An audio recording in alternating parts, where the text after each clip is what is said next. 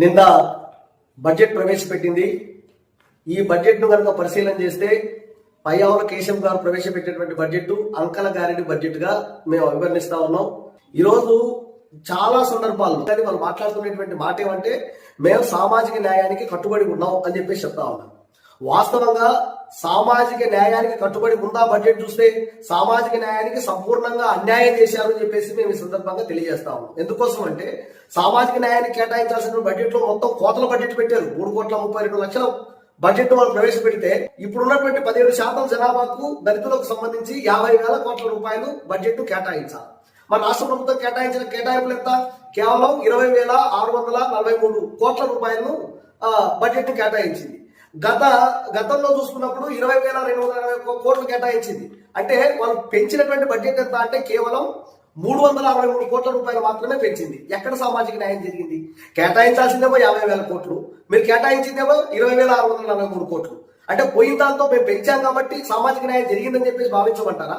లేదు, సంపూర్ణంగా మీరు కేటాయించాల్సింది కేటాయించలేదు కాబట్టి మేము ఇది దుర్మార్గమైన బడ్జెట్ అని చెప్పమంటారని చెప్పేసి మిమ్మల్ని అడుగుతా ఉన్నాను.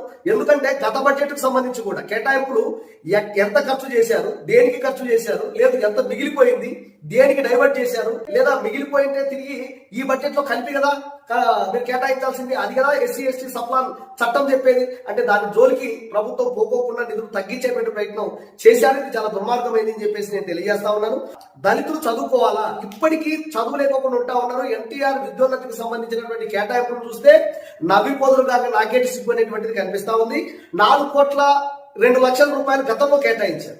చాలా దుర్మార్గం ఏమంటే కేవలం ఈ బడ్జెట్ లో 2,05,00,000 కేటాయించారు.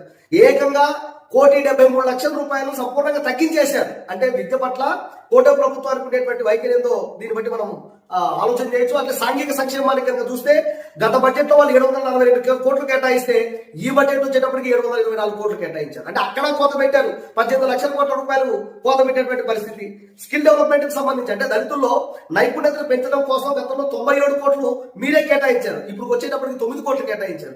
ఇంతకంటే దుర్మార్గం ఏమైనా ఉంటుందని చెప్పేసి నేను అడుగుతా ఉన్నాను. అట్లా ఎంప్లాయ్మెంట్ ట్రైనింగ్ సంబంధించి చూస్తే 30 కోట్లు మీరే గతంలో కేటాయించారు.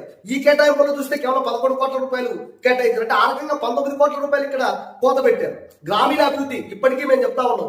దళిత వాడలు అనేటువంటివి వెలివాడలుగా విసిరేయబడినట్లుగా ఉన్నాయి. వాటికి ఖర్చు పెట్టాల్సిన దగ్గర మీరు పోయినసారి 1,144 కోట్లు కేటాయిస్తే ఈసారి కేవలం 242 కోట్ల రూపాయలు కేటాయించారు. అంటే ఎంత దుర్మార్గమైన కోత ఉందో దీన్ని బట్టి ఆలోచన చేయండి.